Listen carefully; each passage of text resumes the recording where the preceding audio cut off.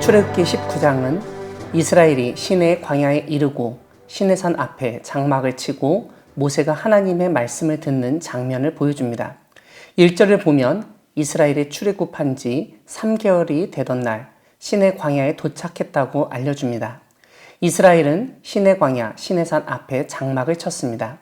하나님은 모세를 불러서 이스라엘 곧 야곱의 집안 사람들에게 하나님이 애굽 사람과 이스라엘에게 어떻게 행하셨는지 상기시키도록 하십니다.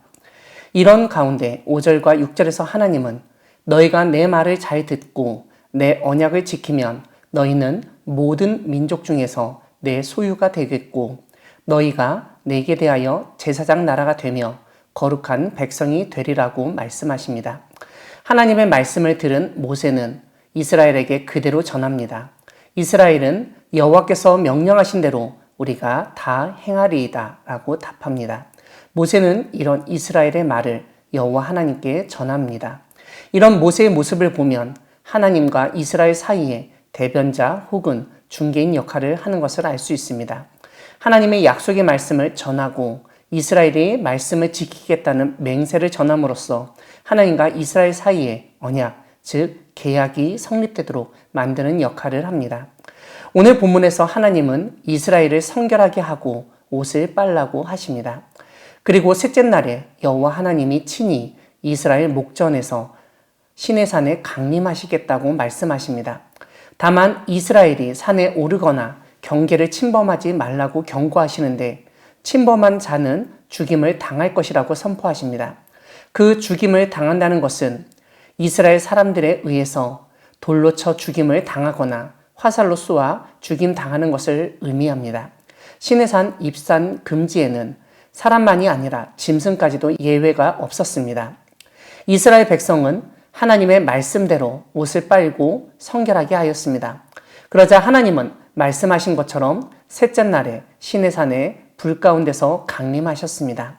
우레와 번개와 빽빽한 구름이 산 위에 있고 나팔 소리가 크게 들렸으며 연기가 자욱하고 온 산이 크게 진동했다고 합니다. 특별히 연기가 나고 산이 크게 진동했다는 설명을 보고 어떤 분들은 화산 분화를 상상하기도 합니다. 하지만 출애굽기는 화산의 분화와 폭발을 다루는 게 목적이 아니라 하나님이 친히 시내산에 강림하셨고 그때 벌어진 일에 대해서 묘사하고 있습니다. 하나님의 모세를 부르시자 모세가 하나님께 올라갔습니다. 하나님은 이스라엘 백성에게 경고하라고 명령하십니다. 경고하라고 하신 이유는 이스라엘이 산으로 밀고 들어와 여호와 하나님을 보려다가 많이 죽을까 염려하셨기 때문입니다. 이와 함께 하나님은 여호와 하나님께 가까이 하는 제사장들은 그 몸을 성결히 하라고 하시면서 성결하지 않을 때 하나님이 심판하실 수 있다는 점을 언급하십니다. 오늘 본문 마지막 부분에서 하나님은 모세에게 아론과 함께 올라오고 제사장들과 백성에게는 경계를 넘어 올라오지 못하게 하라고 하십니다. 그래서 모세는 그런 사실을 이스라엘 백성에게 알립니다. 사랑하는 광야교회 성도 여러분, 하나님은 우리가 살고 있는 이 땅에 친히 강림하시고 말씀하시는 분이십니다. 우리가 믿는 하나님은 우리와 상관없이 저 먼 하늘에 우주에 홀로 계신 분이 아니라 우리에게 말씀하시고 우리의 삶에 임하시는 분이십니다. 이런 점에서 우리가 믿는 하나님은 비인격적인 신이 아니라 인격적인 분이시라는 점을 확인할 수 있습니다. 인격적인 하나님은 오늘 본문에서 이스라엘이 하나님을 보려고 하나님의 경계를 침범하는 것을 경고하십니다. 이러한 경고는 모세의 말까지 포함하면 오늘 본문에서 3번 반복됩니다. 여기서 우리는 하나님이 이스라엘 가까이 오신다 하더라도 하나님 주변에 경계가 있다는 점을 깨닫게 됩니다. 하나님께 허락받지 않은 사람은 하나님의 정하신 경계선 너머로 갈 수 없습니다. 오늘 우리가 살펴보는 출애굽기 19장은 하나님께 나아갈 수 있는 사람은 모세였으며 아론이 예외적으로 허락받았습니다.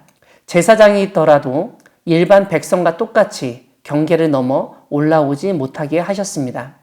하나님이 시내산에 경계를 세우시고 하나님께 나아오는 사람을 한정하신 것은 지극히 거룩하신 하나님께 나아올 수 있게 하는 권한은 전적으로 하나님께 있다는 사실을 보여줍니다. 이것은 성막의 지성소에 대제사장만 들어갈 수 있었다는 점을 미리 보여준다고 할 수 있습니다.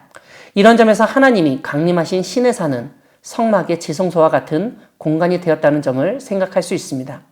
오늘 본문은 거룩하신 하나님께 나아갈 수 있도록 하나님은 이스라엘의 제사장 나라와 거룩한 백성으로 부르셨다고 알려줍니다. 제사장 나라와 거룩한 백성의 가장 큰 특징은 하나님 앞에서 성결한 삶입니다. 오늘 본문에서 성결이라는 단어가 반복되며 강조됩니다. 성결하게 하는 것은 옷을 빠는 행동으로도 드러나지만 무엇보다 하나님의 말씀을 잘 듣고 지키는 것에 있습니다. 제사장 나라와 거룩한 백성으로 부름받았다는 사실에 감사하며 날마다 하나님 앞에서 성결한 삶을 살아가는 여러분 되기를 바랍니다. 아멘.